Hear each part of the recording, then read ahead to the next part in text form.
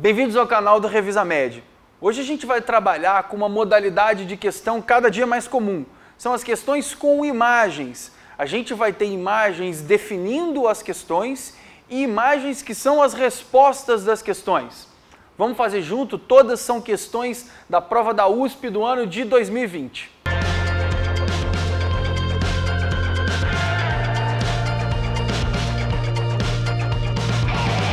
Vamos lá para as questões então, prova da USP 2020. Primeira questão, clínica médica, vamos ler junto, todas as questões têm imagem, então vamos ver, vamos ler a questão e vamos analisar as imagens com bastante calma. Mulher de 69 anos de idade, natural e procedente de São Paulo, é dentista. Ela é tabagista de 20 anos maço, anota isso, apresenta dispneia e tosse seca há 2 anos, anota, tosse seca, sem outras queixas. No exame clínico, apresenta saturação de oxigênio de 90%, hipoxemia, anota. Ela está em ar ambiente e ela tem estertores em velcro bilaterais, o que é a mesma coisa que crepitação. Segundo o restante do exame clínico, sendo o restante do exame clínico normal. A radiografia e a tomografia de tórax estão a seguir, a gente vai ver daqui a um pouco. E a espirometria mostra o volume expiratório do final do primeiro e segundo, o VF1 e a capacidade vital forçada, CVF, diminuídos, com o índice de difenô, relação VF1-CVF preservada. O que eu falei para você anotar? Ela é tabagista, 20 anos, maço, tem dispneia e tosse seca. A gente sabe que no DPOC, por exemplo, apesar da relação intrínseca com o tabagismo, a tosse normalmente é produtiva. No exame clínico apresenta hipoxemia, beleza, qualquer pneumopatia crônica pode dar isso, e estertores em velcro bilaterais, crepitação bilateral. Então já fala a favor de uma doença parenquimatosa, sendo o restante do exame clínico normal. VF1 e CVF diminuídos, mas guardam proporcionalidade. Isso é importante. A gente já viu que não deve ser DPOC e a gente está vendo aqui que o índice de difenô está preservado. No DPOC e na asma, a gente tem uma diminuição do índice de difenô da relação VF1-CVF, o que caracteriza as doenças de padrão obstrutivo. E aqui a gente tem VF1 e CVF diminuídos. Então isso aqui muito provavelmente não é uma doença obstrutiva, muito provavelmente é uma doença de padrão funcional, padrão espirométrico restritivo. Agora vamos olhar as imagens. Primeiro a gente tem o raio-x, a radiografia, aqui do lado a TC. Pausa antes, vou ficar até na frente da TC para você olhar só para a radiografia. Na hora de olhar uma radiografia, é muito importante que você não saia desesperadamente ou afobadamente falando consolidação, pneumonia, pneumotórax, atelectasia. Calma, normalmente você tem tempo.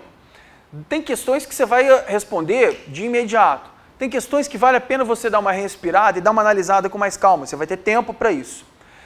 Quando tiver radiografia de tórax especialmente, é bom que você siga aquela sequência de ABCDE, para você tentar lembrar desses métodos mnemônicos na hora de avaliar. Então, primeira coisa de tudo é você ver se a radiografia tem um padrão técnico adequado, né? Então, a radiografia aqui está centrada, ó, a traqueia coincidindo com os processos espinhosos, depois você vai contar os arcos costais posteriores e os anteriores sendo os anteriores na linha hemiclavicular para ver insuflação.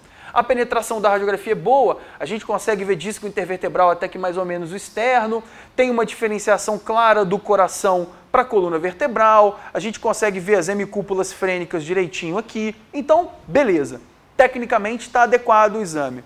Agora o ABCDE é para você varrer o tórax, para você ter um método para varrer esse tórax. Então, primeira coisa que a gente vai ver no AD Airways, de vias aéreas, então vamos olhar.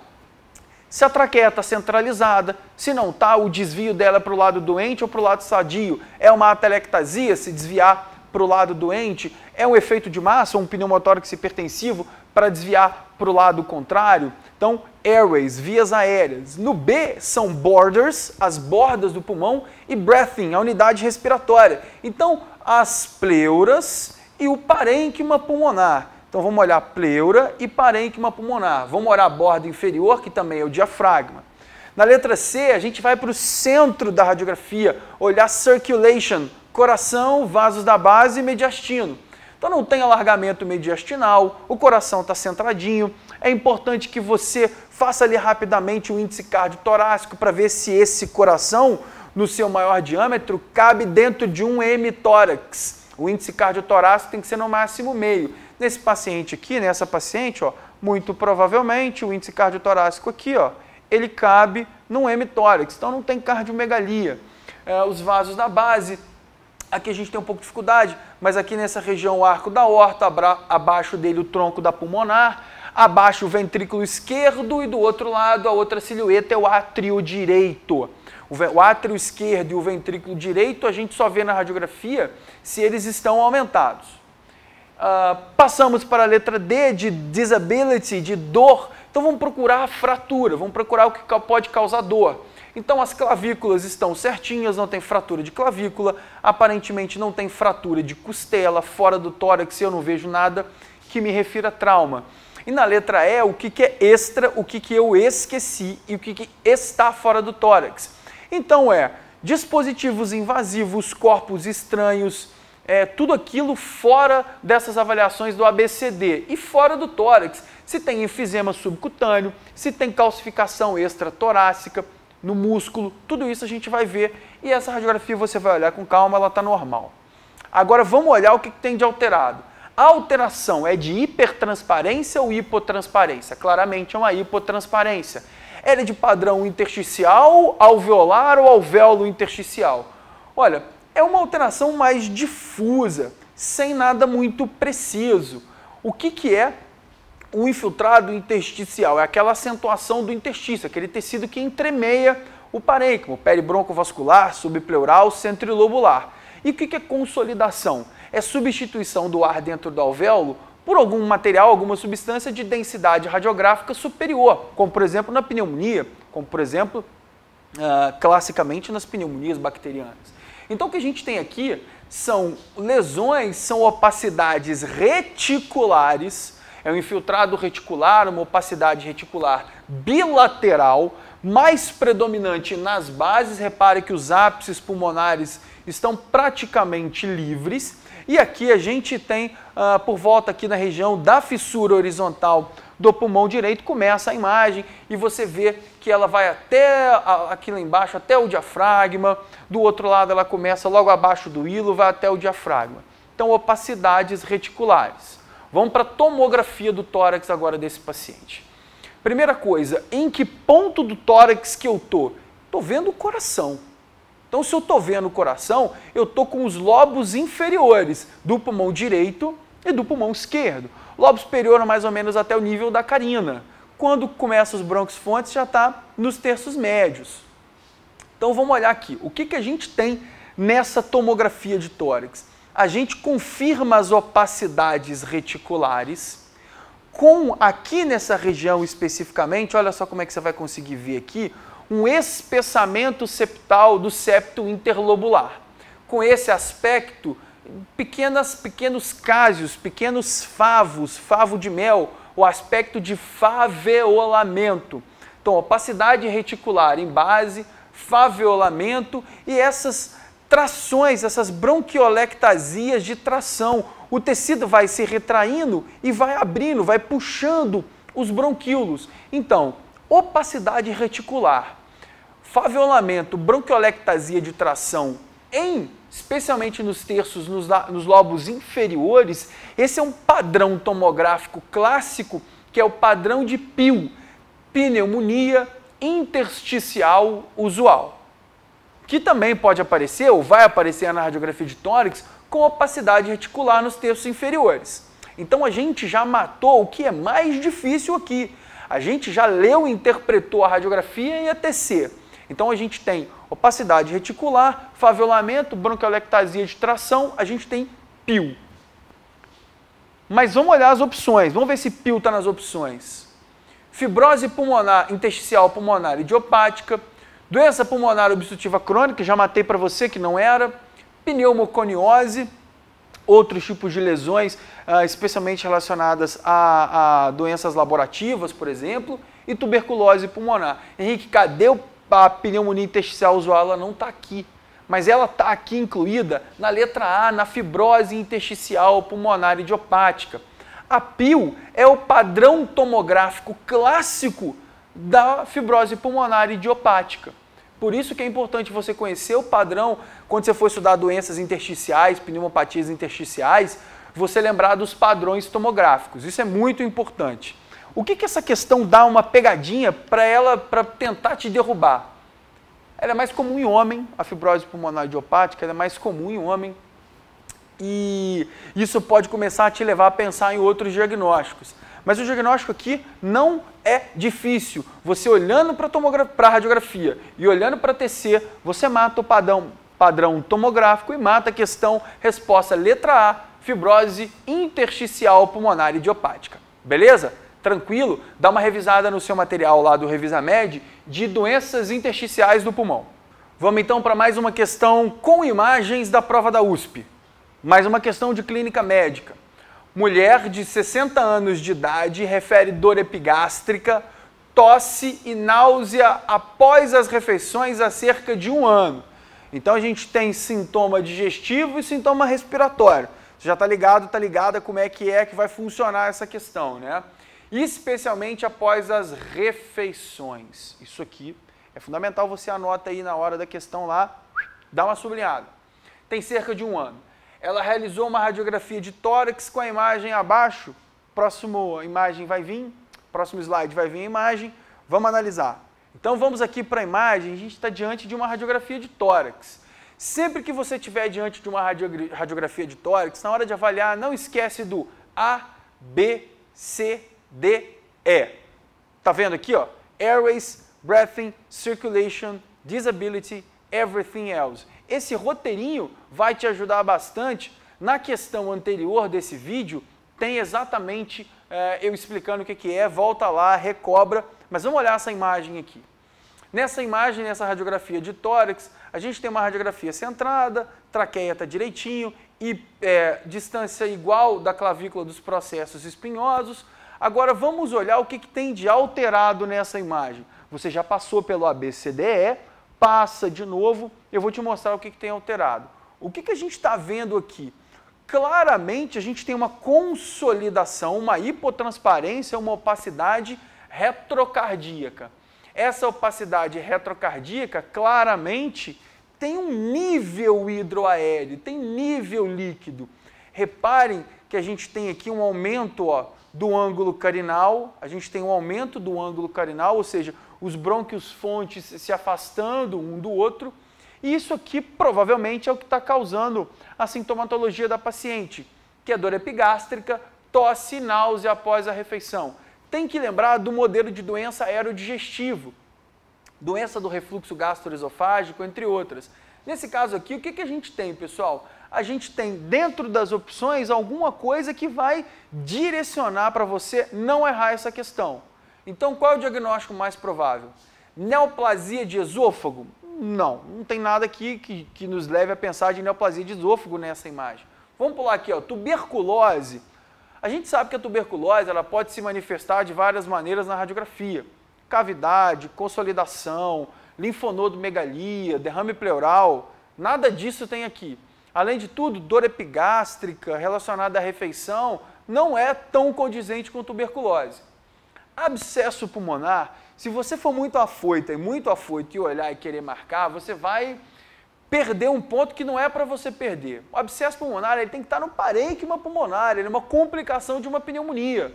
Por anaeróbios, por exemplo, pacientes que estão internados, pneumonia nosocomial.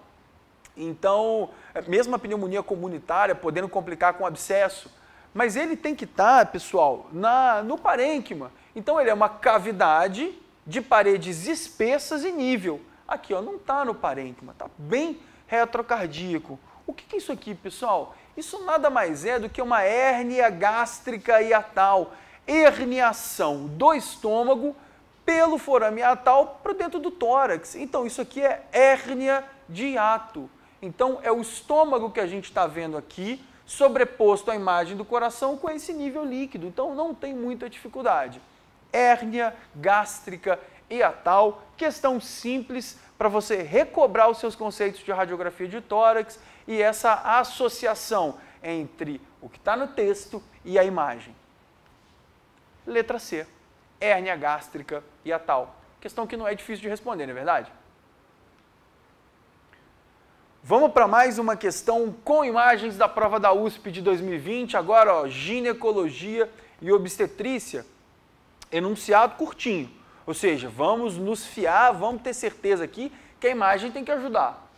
Paciente de 40 anos refere dor vulvar intensa há 2 dias com o seguinte achado clínico, só isso que fala. Não falou se tem febre, não falou se tem relação com, que sintomas tem relação com menstruação, não falou de sangramento, de nada. Dor vulvar, dor na genital externa. Vamos para a imagem. Aí ele pede o tratamento. Ceftriaxone, valaciclovir, clotrimazol e penicilina. A imagem da região vulvar da paciente é muito clara. A gente vê várias lesões hiperemiadas de centro ulceroso, lesões bolhosas e lesões de centro ulceroso, hiperemia e lesão ulcerada. Isso aqui você não pode errar de jeito nenhum, na prova e na vida. Esse diagnóstico é simples, só que você pode ser levado a se confundir pelas opções. Qual que é o diagnóstico, pessoal? Infecção pelo herpes vírus. Isso aqui é uma herpes genital, uma herpes vulvar. Qual é o tratamento da herpes vulvar? Se você for ler nos manuais e nos livros, a primeira opção vai ser o aciclovir, mas não tem aqui. O que tem aqui? A gente tem cefalosporina, antiviral, antifúngico e beta-lactâmico. O que a gente tem aqui então? Vai no valaciclovir. A USP às vezes coloca essas coisas, essas medicações que tratam, mas que não são a primeira escolha. Mas essa não é uma questão difícil. É você enxergar as lesões ulcerosas na vulva da paciente e falar herpes, antiviral, valaciclovir, resposta certa, letra B. Então, ao contrário das questões, por exemplo, que a gente fez lá na clínica médica, essa é uma questão direta. Mostrou a imagem do paciente, da paciente, um achado do exame clínico da paciente. Então, herpes vírus, antiviral, valaciclovir. Mais um ponto que você ganhou, tranquilo, passa na próxima. Vamos para mais uma questão aqui da prova de ginecologia e obstetrícia, e essa questão podia ter vindo na prova de pediatria, tá? A gente tem essas intersecções entre a pediatria e a ginecologia e obstetrícia, entre a cirurgia geral e a clínica médica. Então, são questões que podem habitar locais diferentes da sua prova. Vamos ler a questão junto? Paciente de 34 anos de idade, segundo dia pós-parto normal, recém-nascido a termo e peso adequado para a idade gestacional. Até agora, zero problema no puerpério imediato. Refere muita dor mamilar à sucção. Dor mamilar à sucção. Ela pede orientação para a amamentação. Entre as figuras abaixo, qual das situações está relacionada com a queixa da paciente? Essa aqui é uma maneira diferente de cobrar a imagem. Ela te deu todo o quadro clínico. Ele quer que você mostre a imagem condizente. Nas outras questões a gente viu a imagem condizente e te pedindo o quadro clínico, diagnóstico ou tratamento. Aqui ele nem te deu o diagnóstico e nem te falou qual a imagem que vai te ajudar. Mas essa dor mamilar à sucção do bebê está intimamente relacionada. A primeira coisa que você tem que pensar é fissura mamilar. E as fissuras mamilares são causadas, em sua maioria, por uma técnica inadequada de amamentação, pega e posição inadequadas. Você ir para a prova de residência sem saber sobre pega e posição no aleitamento materno é muito arriscado, porque isso cai o tempo inteiro. Caiu, inclusive, na prova de ginecologia e obstetrícia. Vamos olhar as imagens? Antes da gente analisar imagem por imagem, vamos lembrar os conceitos básicos de pega e posição. Então, a posição do bebê, o bebê todo apoiado na mãe, todo voltado para a mãe, de modo que o queixo toque a mama da criança, bem apoiado no braço da mãe. Essa é a posição do bebê em relação ao corpo materno. A pega é o contato da boca do bebê com o seio materno. Então, quais são as regrinhas básicas? A boca tem que estar bem aberta, o lábio inferior voltado para fora, evertido, pegando quase toda a areola materna e todo o mamilo. Isso vai fazer com que naquele movimento de abaixamento da mandíbula, anteriorização, superiorização e retroposição da mandíbula, a criança faça aquele canulamento bonitinho com a língua, pegue lá no seio lactífero e consiga fazer a sucção de maneira adequada. Erros, tanto na posição quanto na pega, vão dar uma interface do binômio bebê-mãe ruim. E essa interface boca-mama da mãe, boca da criança, mama da mãe ruim, pode levar a distensão, a trações, levando à fissura do mamilo. Então vamos olhar nas 4 imagens qual delas não tem ou qual delas definitivamente mostra para você algum erro. Lembrar, isso vale muito para a prova de pediatria, do reforço positivo, né, na amamentação. A gente evita falar, tá errado, não faça isso. A gente sempre faz reforço positivo. Vamos melhorar desse jeito? Por que não fazemos de um jeito diferente? Isso é importante lembrar. Mas vamos analisar as imagens. Vamos começar da letra D. Na letra D a gente vê a mãe fazendo a pega com formato de C para apoiar a mama, quando é possível, quando é preciso apoiar a mama, não fazer em V, fazer em formato de C para só apoiar, sem compressão do seio lactífero, a boca do bebê abocanhando totalmente a areola da mãe. Aqui na letra B, a gente vê bonitinho, vamos para a letra C, né? Vamos pela ordem. Aqui na letra C, então a boca da criança bem aberta, o lábio inferior evertido, voltado para fora, pegando, você não vê quase nada de areola da mãe, assim como na letra B, lábio inferior voltadinho para fora, evertido, a areola da mãe. Agora, olha aqui na letra A, como é que a gente tem uma boca da criança bem fechada, abertura da boca muito pequena, o lábio inferior para dentro, o lábio inferior não ajudando na hora do apoio e a maior parte, quase toda a areola materna sendo vista. Então o bebê abocanha só o mamilo. Nessas 4 situações, qual que você encontra mais inadequações com pega e posição? Ficou fácil, aqui não é posição, é só pega. Então pega, boca bem aberta, lábio inferior evertido, todo o mamilo abocanhado e maior parte possível da areola. Em todas que a gente está vendo aqui, pessoal, a única que não contempla isso é a letra A, que a gente tem a boca fechada, o lábio inferior não está evertido e a maior parte da areola da mãe é visível. Então essa aqui, infelizmente, vai cursar com fissura mamilar, pode encurtar o tempo de aleitamento materno. O mais importante é tranquilizar e corrigir a amamentação. Corrigindo isso, a fissura vai se resolvendo dentro de poucos dias, a amamentação volta a ser indolor, prazerosa e eficaz. Então, resposta aqui, ó, letra A. Aqui está relacionada com a queixa da paciente, que é a fissura mamilar, a dor mamilar na hora da sucção do bebê, é a letra A.